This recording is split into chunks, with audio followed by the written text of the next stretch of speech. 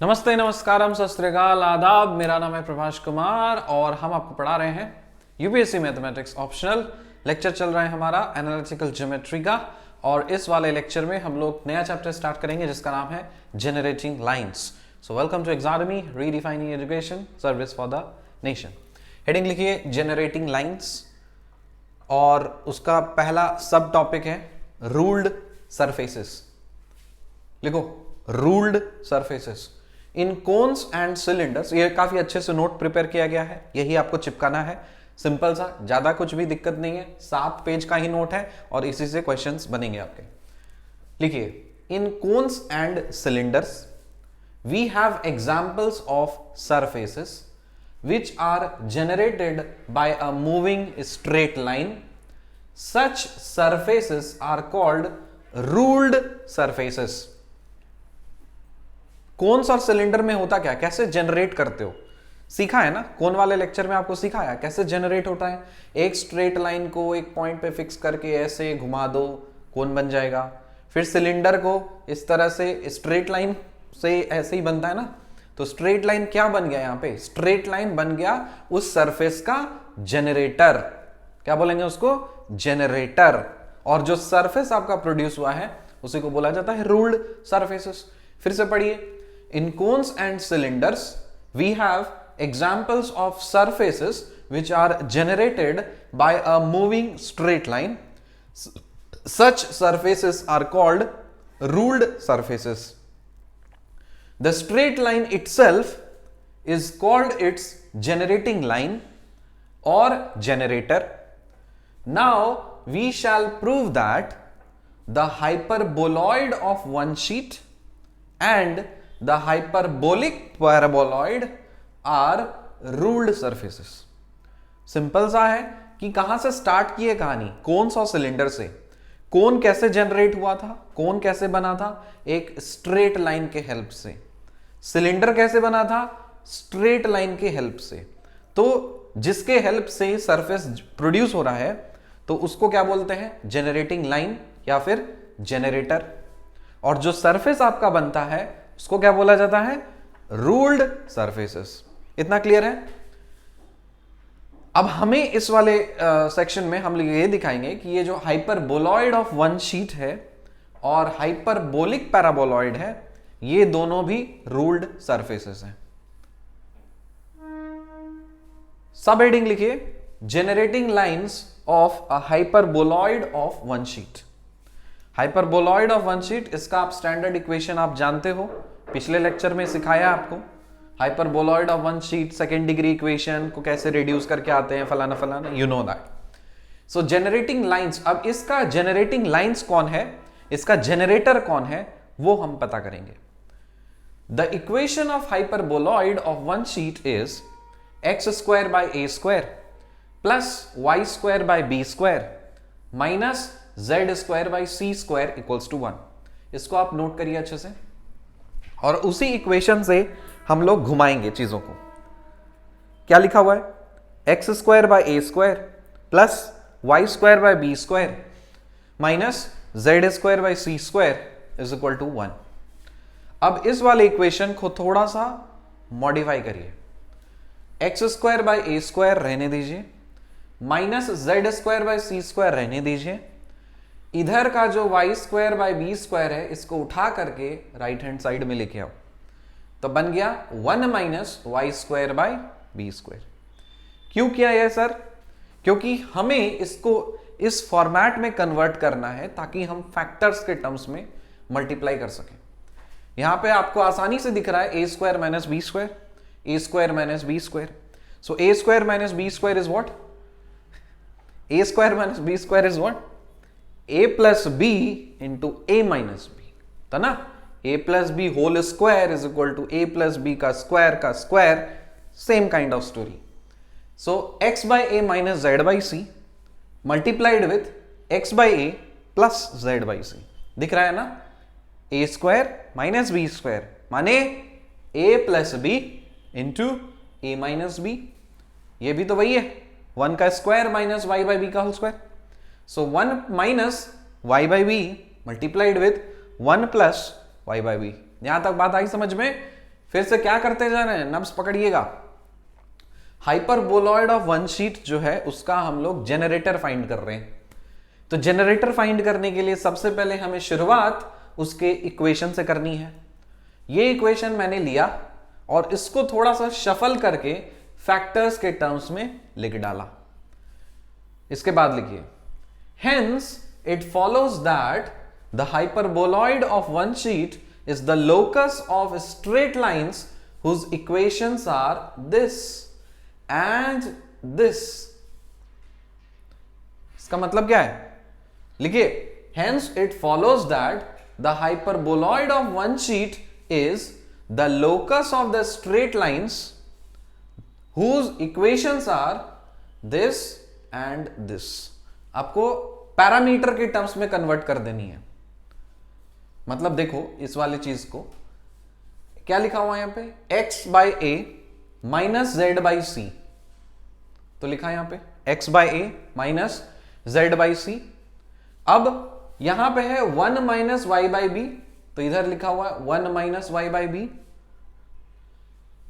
इसको अगर आप इधर लेकर के जाओगे तो आप something this part is equal to something multiplied by ये लिखोगे। अगर आपको लिखना है 1 माइनस वाई बाई बी के टर्म्स में तो ये होगा। अगर इस वाले एक्सप्रेशन को आपको लिखना है 1 प्लस वाई बाई बी के टर्म्स में, तब क्या करोगे, तब इस वाले टर्म और इस वाले टर्म को यूज करेंगे हम लोग। तो वही चीज है, x by A minus Z by c is equal to lambda times of 1 minus Y by b. ठीक है, x by a plus z by c is equal to 1 by lambda times 1 plus Y by b. रुको मैं करके दिखाता हूं, x by A minus Z by c, x by a plus z by c, product multiplied है 1 minus Y by B multiplied with 1 plus Y by b. अब इसको गौर से देखो, आपको लिखना है x by A minus Z by c लिख लिया और इधर एक बार रखना है हमें 1 माइनस वाई बाई बी। ये सिंपल। अगर प्लस वाला टर्म है तो हमें प्लस वाला टर्म रखना है। ठीक है, तो ये रहा हमारा इक्वेशन। दूसरा म्यू के टर्म्स में लिखेंगे। चलो इसको हम थोड़ा सा करके ये दिखाते हैं। आपके पास है x by A minus Z by C multiplied with x by a plus z by c is equal to 1 minus Y by B multiplied with 1 plus Y by b. Okay, अब देखिए x by A minus Z by c, हमने सिर्फ इसको रखा है, is equal to, हमको right hand side में minus वाला ये वाला टर्म चाहिए, तो इसका मतलब क्या है, ये वाला उठ करके इधर आएगा, या फिर इसको भगा करके आप ऐसे भी कर सकते हो। तो यहां पे आप लिख सकते हो 1 plus Y by b whole divided by x by a plus z by c is equal to 1 minus Y by b. अब इस पूरे वाले, सॉरी ये मल्टीप्लाइड है,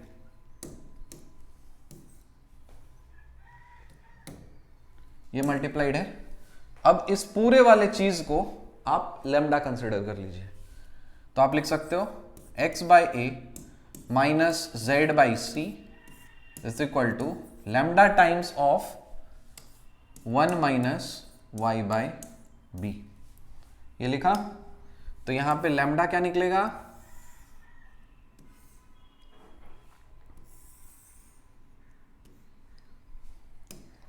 यहां से लैम्डा क्या मिल गया, कंपेयर करोगे तो बोलोगे sir lambda is equal to 1 plus Y by b divided by x by a plus z by c. बुझते पाच्छो? सो इसी से आप लिख सकते हो क्या, x by a plus z by c is equal to, ये इधर गया, लैम्डा इधर आएगा, so 1 by lambda times of 1 plus Y by b. एक पेयर बन गया ना, तो एक आपने ये लिखा था और इसको भी आप ऐसे ही बॉक्स में बना दीजिए, तो ये रहा आपका दूसरा वाला, मतलब साथ में। अब इस चीज को हम लिख रहे हैं इधर, x by A minus Z by c is equal to lambda times of 1 minus Y by b. Very good. जहां पे x by a plus z by c is equal to 1 by lambda times 1 plus Y by b. देखो clear है। अब मैं क्या करूं, एक बार मैंने इसको रखा है माइनस वाले टर्म को इस साइड प्रोडक्ट में, अब मुझे मेरा मन है कि मैं रखूं 1 प्लस वाई बाई बी वाले टर्म को, तो उसी वाले इक्वेशन से, इस वाले इक्वेशन से, अब इसको देखो गौर से, ये रहा आपका एक तरीका। दूसरा मैं ब्लू से लिख दे रहा हूं। अब स्क्रीन दिख रहा है आपको? शिट, ये क्या हो गया?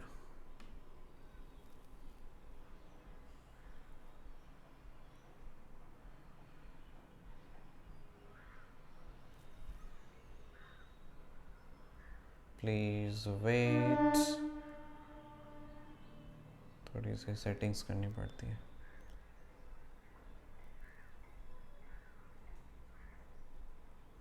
ठीक है, यस अब दिख रहा है पूरा, थोड़ा सा और, ओके ठीक।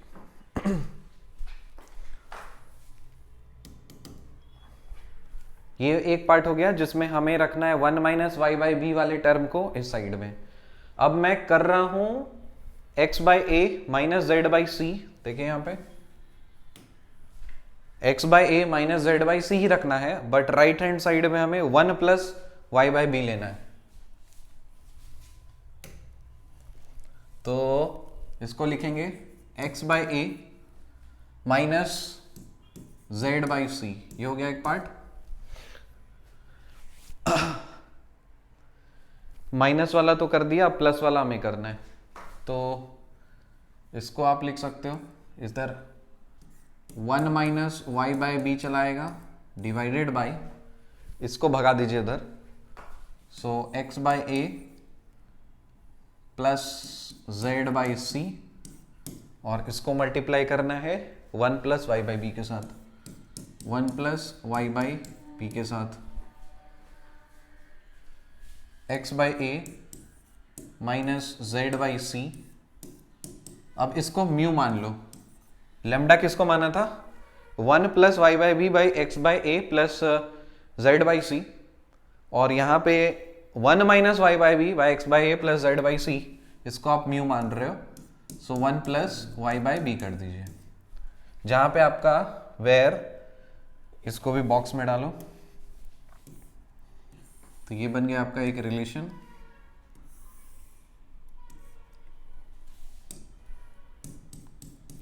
जहां पे म्यू क्या लिखोगे? बोलोगे म्यू सर और कुछ नहीं, ये वाला है 1 minus Y by b divided by x by a plus z by c. So यहां से हमें पता चलेगा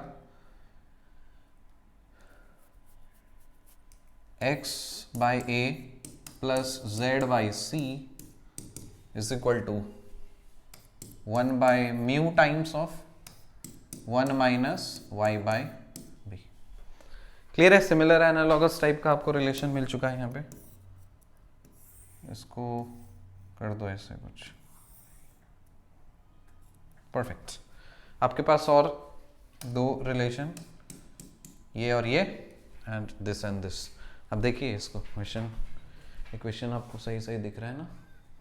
वेरी गुड। क्लियर है यहां तक? बस अरेंजमेंट वगैरह किया है, लैम्डा और म्यू के टर्म्स में चीजों को लिख दिए। तो जहां पे आपका लैम्डा और म्यू को क्या बोलेंगे, लैम्डा और mu are called the variable parameters. फिर से देख लो कहां से आया है ये, यहां से एक बार फिर से ध्यान दीजिए कैसे मैंने लिखा, वरना आप चिल्लाओगे सर कैसे आपने कर दिया, सिर्फ पढ़ देते हो समझाते नहीं हो। X square by square minus z square by c square is equal to 1 minus y square by b square है। दोनों साइड को फैक्टराइज किया और इधर शफलिंग रिशफलिंग वगैरह करके लैम्डा और म्यू के टर्म्स में लिख डाला, जो इक्वेशन नंबर 2 और 3 हो गया। और लैम्डा और म्यू क्या बन गए, वेरिएबल पैरामीटर्स। आगे लिखो ध्यान से, it is clearly impossible to assign different values of lambda and mu so that equations 2 and 3 may become identical। क्या बोल रहा है, it is clearly impossible, ये साफ साफ दिख रहा है कि ये पॉसिबल है ही नहीं, क्या, to assign different values of lambda and mu so that equations 2 and 3 में become identical। कहने का तात्पर्य है कि ये पॉसिबल ही नहीं है कि आप लैम्डा और म्यू के वैल्यूज डिफरेंट वैल्यूज आप दीजिए और आपको एक आइडेंटिकल इक्वेशन मिल जाए, पॉसिबल ही नहीं है। तो इसका मतलब क्या है, hence the equations give 2 distinct systems of lines, no member of one coinciding with any member of the other। As lambda and mu vary, we get 2 families of straight lines such that every member of each system lies entirely on the hyperboloid of one sheet। These 2 systems of lines are called the lambda system and the mu system। इसी को हिंदी में अगर बताना हो तो हम इस तरह से बता सकते हैं कि आपको ये 2 इक्वेशंस जो मिले हैं लैम्डा के टर्म्स में और म्यू के टर्म्स में, तो लैम्डा और म्यू की वैल्यूज आप डिफरेंट वैल्यूज आप रखते जाओ, आपको कभी भी आइडेंटिकल नहीं मिलेंगे, आपको हमेशा और हमेशा अलग मिलेंगे, डिस्टिंक्ट मिलेंगे। इसीलिए बोल रहा है कि जो इक्वेशंस है ना वो आपको 2 डिस्टिंक्ट सिस्टम ऑफ लाइंस देंगे, क्योंकि ये सिस्टम ऑफ लाइंस है। No member of one coinciding with any member of the other, मतलब एक सिस्टम का एक मेंबर किसी भी दूसरे साले के साथ कभी भी कोइंसाइड नहीं करेगा, मतलब दे आर सेपरेट, वो अलग अलग है वो। As lambda and mu vary, so जैसे ही लैम्डा और म्यू की वैल्यूज बदलती है we get 2 families of straight line। तो जैसे ही आप लैम्डा और वैल्यूज की बदल दोगे वैल्यूज, तो वैसे ही 2 अलग अलग फैमिलीज ऑफ स्ट्रेट लाइंस मिल जाएंगी, 2 अलग अलग परिवार मिल जाएंगे, स्ट्रेट लाइंस के 2 अलग अलग परिवार मिल जाएंगे जिसका आपस में कोई संबंध नहीं है। such that every member of each system lies entirely on the hyperboloid of one sheet। बस वही कंडीशन है कि सारे मतलब उस सिस्टम के हर मेंबर जो होंगे ना वो हाइपरबोलॉइड ऑफ वन शीट पे ही लाई करेंगे, मतलब 2 अलग अलग फैमिलीज है लेकिन हाइपरबोलॉइड ऑफ वन शीट पे ही लाई करेंगे। So these 2 systems of lines are called lambda system and mu system. So ये तो बात थ्योरी की थी, एग्जांपल से करेंगे तो आपको और ज्यादा क्लियर होगा। आगे बढ़ने से पहले मतलब प्रॉब्लम सॉल्व करने से पहले कुछ प्रॉपर्टीज आपको पता होनी चाहिए। So what are some properties of generating lines of hyperboloid of one sheet. पहला प्रॉपर्टी ये है कि one generator of each system passes through every point of the hyperboloid। One generator of each system passes through every point of the hyperboloid। 2 अलग अलग systems थे आपके, तो हर system का एक मेंबर, हर मेंबर हाइपरबोलॉइड के हर पॉइंट से पास करेगा। पहला पॉइंट बोला, फिर से ध्यान में सुन लो। One generator of each system, हर एक सिस्टम का एक जनरेटर जो है वो हाइपरबोलॉइड के हर पॉइंट से पास करेगा। Number 2, no 2 generators of the same system of the hyperboloid of one sheet intersects. No 2 generators of the same system, एक ही सिस्टम के 2 जनरेटर्स आपस में कभी भी इंटरसेक्ट नहीं करेंगे। और तीसरा, any two generator of different system intersect, any two generators of different system intersect, मतलब आपका एक सिस्टम था, ये किधर एक सिस्टम था, तो इस सिस्टम का जनरेटर इस सिस्टम के जनरेटर के साथ इंटरसेक्ट कर सकता है, लेकिन एक सिस्टम का जनरेटर्स आपस में इंटरसेक्ट नहीं करेंगे, और हर सिस्टम का जो जनरेटर है वो हाइपरबोलॉइड के पूरे शीट के एक हर पॉइंट से पास कर रहा होगा। ठीक है, नोट बोल रहा है, नोट लिखिए। If 3 points of any straight line, जैसे कोई स्ट्रेट लाइन है आपके पास, x minus alpha by l is equal to y minus beta by m is equal to z minus gamma by n, lies on the conicoid, then the line wholly lies on the conicoid।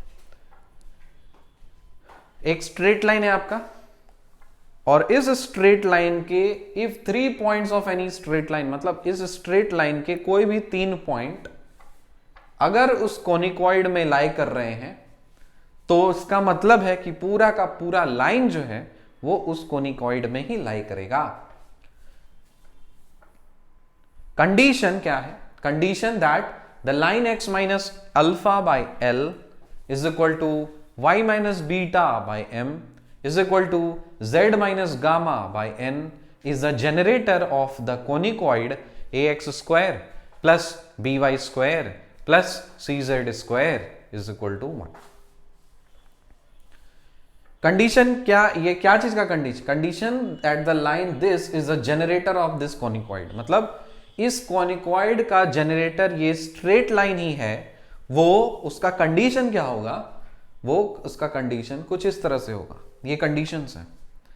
A l square plus b m square plus c n square is equal to 0, a l alpha plus b m beta plus c n gamma is equal to 0, a alpha square plus b beta square plus c gamma square minus 1 is equal to 0। So these are the conditions that the line is generator of the conicoid. ये conditions हैं, अगर ये condition satisfy करते हैं तब ये वाला जो स्ट्रेट लाइन है इस कोनिकॉइड का जनरेटर ही होगा। तो कभी कभी चेक करने के लिए आता है कि चेक करो कि ये लाइन इस कोनिकॉइड का जनरेटर है या नहीं है, तो आप क्या करोगे? आप सिंपली वो वाले कंडीशंस को आप चेक करोगे, मतलब 3 कंडीशंस जो आपको लिख करके दिया है, क्या क्या? A l square plus b m square plus c n square is equal to 0, a l alpha plus b m beta plus c n gamma is equal to 0 and a alpha square plus b beta square plus c gamma square minus 1 is equal to 0। तो ये conditions आपके अगर satisfy हो जाएंगे तब आप बोलोगे कि ये वाला स्ट्रेट लाइन इस कोनिकॉइड का जनरेटर है। चलो एग्जांपल से आते हैं, लिखिए क्वेश्चन लिखिए, find the equations to the generating lines of the hyperboloid x square by 4 plus y square by 9 minus z square by 16 is equal to 1 which passes through the point 2 3 minus 4 and 2 minus 1 4 by 3। मतलब find the equations to the generating lines of the hyperboloid। तो ये hyperboloid है, इस hyperboloid का generator का equation आप पता करिए जो कि इस पॉइंट और इस पॉइंट से पास कर रहे होंगे। क्या करना है? पहला स्टेप में आपको लिखना है the equation of the hyperboloid जो भी दिया हुआ है, x square by 4 plus y square by 9 minus z square by 16 is equal to 1। इसको नाम दो the equation number 1। Let's say मैं मान लेता हूं कि let l m n be the direction ratios of the generator. अगर उसका डायरेक्शन रेशियोज है जनरेटर का, तब इक्वेशन पे आप क्या लिख सकते हो? x minus 2 by l is equal to y minus 3 by m is equal to z plus 4 by n is equal to r is a generator through 2 3 minus 4। ठीक है, क्योंकि ये पॉइंट्स अगर पास कर रहा है कोई भी स्ट्रेट लाइन, तो आप तो वैसे लिखोगे ना, x minus x1 by l, y minus y1 by n and so on. तो अगर 2 3 माइनस 4 से पास कर रहा है तो इक्वेशन क्या बन जाएंगे? ये, प्रोवाइडेड कि आपका डायरेक्शन रेशियोज ये है। एनी पॉइंट, अब इसको क्या करोगे? r के टर्म्स में कन्वर्ट करोगे। सो आपको मिल जाएगा x coordinate, y coordinate, z coordinate, x by 2 by l, x minus 2 by l is equal to r है ना, तो क्या लिखोगे? x is equal to 2 plus l r, y is equal to 3 plus m r, z is equal to minus 4 plus n r. On the generator is a point of the hyperboloid 1 for all the values of r so that the equation this.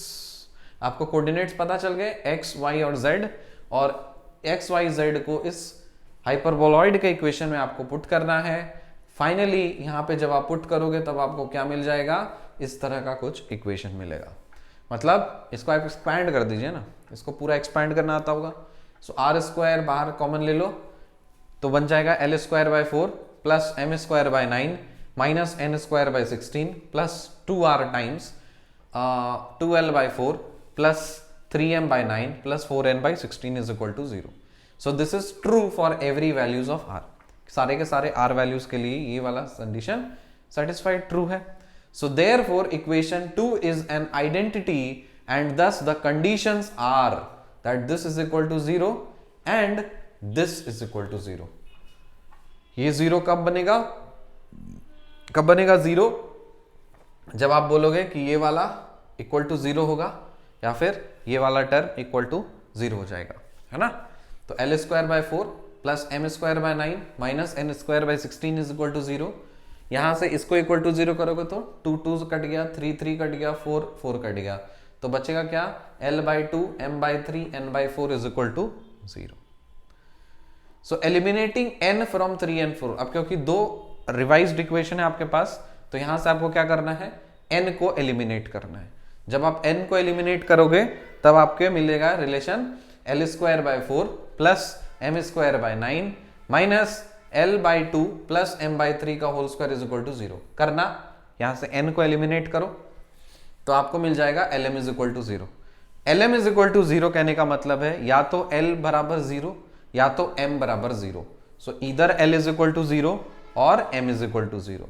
तो दोनों conditions करके देखते हैं कि जब हमारा l is equal to 0 होता है तब इक्वेशन 4 से l इज इक्वल टू 0 अगर होता है तब यहां से क्या लिखोगे, m by 3 plus n by 4 is equal to 0। तो इससे आपको मिल जाएगा m by 3 is equal to minus n by 4। Direction ratios of the generator are obtained by l by 0 is equal to m by 3 is equal to n by minus 4। आपके पास है यहां पे, समझ में आया। जब आपका m इज इक्वल टू 0 होता है तब उसी वाले इक्वेशन को आप लिख सकते हो l by 2 plus n by 4 is equal to 0। यहां से l बाई 2 को हम लिख सकते हैं, इस साइड भगा दीजिए, so minus n by 4। so the direction ratios of another generator are given by l by 2 is equal to m by 0 is equal to n by minus 4। so आपके पास दो डायरेक्शन रेशियोज हैं, hence the generator through the point 2 3 minus 4 are x minus 2 by 0 is equal to y minus 3 by 3 is equal to z plus 4 by minus 4। क्योंकि आपको यहाँ पे generator मिला है क्या, 0 3 और minus 4, तो यहाँ पे लिख दिया आपने 0 3 और minus 4। इधर देखिए दूसरा वाला में क्या होगा, x minus 2 by 1 is equal to y minus 3 by 0 is equal to z plus 4 by minus 2, मतलब 2 0 माइनस 4, ठीक है ना। तो 2 0 माइनस 4 को आप क्या बोल सकते हो, कार सिंप्लीफाइड वर्जन में 1 0 माइनस 2, तो हो गया 1 0 माइनस 2, ठीक है। Similarly we can find the direction ratios of the generators through the point 2 minus 1 4 by 3। जैसे ऊपर वाले पॉइंट के लिए जनरेटर निकाला, उसी तरह से इस वाले पॉइंट के लिए भी जनरेटर जब निकालोगे तब आपका डायरेक्शन रेशियोज कैसे निकलेगा, l by 3 is equal to m by 6 is equal to n by 10 and l by 0 is equal to m by 3 is equal to n by minus 4। ये डिटेल में नहीं किया हुआ है, प्रोसेस सेम है, करके देखना यही निकलेगा। तो जब इस हिसाब से आपका इक्वेशन क्या बन जाना चाहिए, x minus 2 by 3 is equal to y plus 1 by 6 is equal to z minus 4 by 3 by 10 और x minus 2 by 0 y plus 1 by 3 और z minus 4 by 3 y minus 4। पूरी तरह से क्लियर है ये, परफेक्ट। ये था हाइपरबोलॉइड ऑफ वन शीट का। नेक्स्ट हेडिंग लिखिए, generating lines of a hyperbolic paraboloid. So hyperbolic paraboloid का जनरेटिंग लाइंस निकालना है। सेम प्रोसेस, कुछ भी बड़ा नया नहीं है। The equation of the hyperbolic paraboloid is x square by a square minus y square by b square is equal to 2z होता है। अब इसको क्या करना है, ये ऑलरेडी है a square minus b square के टर्म्स में, तो x by a minus y by b multiplied with x by a plus y by b is equal to 2z हो गया। अब इस वाले इक्वेशन को आप सिंप्लीफाई कर लीजिए थोड़ा। इसको आप लिख सकते हो x by A minus y by b divided by z, मतलब z को इधर लेके आओ और इसको 2 के नीचे लेके आओ। सो इसको लिख सकते हो 2 divided by x by A plus y by b. ये बात सही है। इसके अलावा एक बार ऐसा भी कर सकते हो कि इसको 2 को इधर लेकर के आ जाओ, z को ऊपर रहने दो, तब जब 2 को नीचे लेके आओगे तो क्या बन जाएगा, x by A minus y by b divided by 2 is equal to z divided by x by a plus y by b.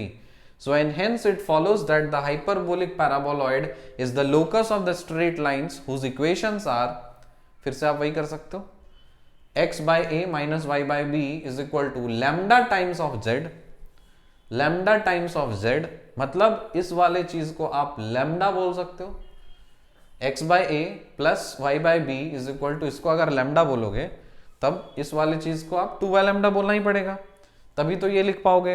अरे सिंपल है मैथमेटिकल चीज। इधर देखिए, यहां पे मैं क्या कर रहा हूं, x by A minus y by B लिखा है, सो x by A minus y by B लिखा है, ठीक। इसको आप इधर भगा दो, 2 को 2 ही रहने दो और इस वाले पोर्शन को आप म्यू बोल दो, तो आ गया म्यू, आ गया म्यू, बस कर दिया यहाँ पे। तो लैम्डा के टर्म्स में लिख लिया आपने और म्यू के टर्म्स में लिख लिया, ये 2 इक्वेशंस आपके बन गए। यहां पे भी आपका लैम्डा एंड ट्यू क्या है, these are the variable parameters and it is obviously impossible, यहां पे भी वही बात बोलेंगे, so it is obviously impossible to assign the different values of lambda and mu so that the equations 2 and 3 may become identical. So hence the equations give 2 distinct system of lines, क्योंकि ये वाला क्या बनता है, 2 system of lines अलग अलग मिलते हैं। इसकी भी कुछ प्रॉपर्टीज है, क्या है, properties of generating lines of hyperbolic paraboloid. पहला कि one generator of each system passes through every point of the hyperbolic paraboloid, no two generators of the same system intersect, any two generators of the different system intersect. जो पिछला वाला properties था same repeat हुआ है, so इसका भी properties same होता है। इसका एग्जांपल देख लो, इसमें बोला कि फाइंड द इक्वेशंस, किसका equation, find the equations to the generator of the paraboloid x plus y plus z multiplied with 2x plus y minus z is equal to 6z which passes through the point 1 1 1। So equation of the given paraboloid आप पहले लिख दीजिए कि given paraboloid का equation क्या है हमारे पास, x plus y plus z multiplied with 2x plus y minus z is equal to 6z. So equations of the two generators of lambda mu system are x plus y plus z is equal to 6 lambda, 2x plus y minus z is equal to 6 mu। मतलब वही चीज, reshuffling वगैरह, एक बार इसको लेके जाओ, एक बार उसको लेकर के जाओ। तो यहाँ पे x plus y plus z इसको रखिए, इसको भगा दीजिए, इसको भगा दीजिए, तो z divided by 2x plus y minus z lambda बन जाएगा पहला केस में। दूसरा केस में कि आप पहला वाला टर्म को इस साइड भगा दो, तो 2x plus y minus z is equal to क्या बन जाएगा, z divided by x plus y plus z, mu लिख लीजिए। तो आपके पास इक्वेशन नंबर 1, इक्वेशन नंबर 2 आ चुके हैं। नाउ 1 and 2 पास थ्रू 1 1 1, क्योंकि आपको बोला है कि ये दोनों पॉइंट 1 1 1 से पास कर रहे हैं, तो पुट कर दीजिए, x के जगह पे 1, y के जगह पे 1, z के जगह पे 1 डाल दो और इसमें पुट कर दीजिए, तो 6 लैम्डा इज इक्वल टू 3 आ जाएगा, यहां से 2 इज इक्वल टू 6 म्यू आ जाएगा। तो जैसे बोल सकते हो लैम्डा इज इक्वल टू 1/2 आएगा और म्यू इज इक्वल टू 1/3 आ गया। Thus the generators 1 and 2 are given by, तो जनरेटर जो है आपका 1 and 2 वो given by कैसे दोगे, x plus y plus z is equal to 3, 2x plus y minus z is equal to 2z, 2x plus y minus z is equal to 2 और x plus y plus z is equal to 3z.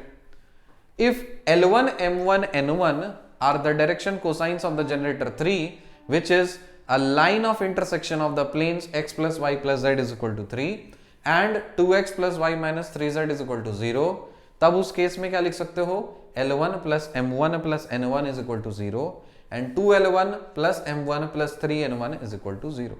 अब क्योंकि दो equations हैं आपके पास, तो cross multiplication लगाइए और L1, M1, N1 की वैल्यू निकालिए। सो यहां से आपको पता चल गया है direction ratios of the generator क्या हो गया, 4, -5 और 1, ठीक है। And it passes through the point 1 1 1 और की डायरेक्शन कोसाइंस पता चल गया आपको और पॉइंट आपके पता चल गए हैं। So the equation in symmetrical form में क्या लिख सकते हो, x minus 1/4 is equal to y minus 1/-5 is equal to z minus 1/1. So if L2, M2, N2 are the direction cosines of the generator 4, which is a line of intersection of the planes 2x plus y minus z is equal to 2 and x plus y minus 2z is equal to 0, तब उस case में भी फिर से आप equations बना सकते हो. क्या लिखोगे, 2L2 plus M2 minus N2 is equal to 0 and L2 plus M2 minus 2N2 is equal to 0. Pause करिए और बनाते जाइए, आपको सिंपल है. Solving the cross multiplication we have L2 by 1 is equal to M2 by minus 3 is equal to N2 by minus 1. इस दोनों को cross multiplication से सॉल्व करिए, आपका L2 आ जाएगा, M2 आ जाएगा और N2 आ जाएगा. So इसलिए आप बता सकते हो कि therefore the direction ratios of the generator 4 are 1 minus 3 and minus 1 and it passes through the point 1 1 1, so it gives the equation in symmetrical form. तो कैसे लिखोगे, x minus 1/1 is equal to y minus 1/-3 is equal to z minus 1/-1. I hope समझ में आ गया होगा. दो चीज हम लोगों ने सीखा, हाइपरबोलॉइड ऑफ वन शीट और हाइपरबोलिक पैराबोलॉइड के जनरेटिंग लाइंस. इस लेक्चर से आपको डिफिकल्ट वाले चीजों को थोड़ा सा सहूलियत होगी आसान बनाने में. अगले वाले लेक्चर में हम लोग और कॉम्प्लेक्स वाले चीज में एंटर करेंगे. मिलते हैं आपसे अगले लेक्चर में, तब तक के लिए बाय.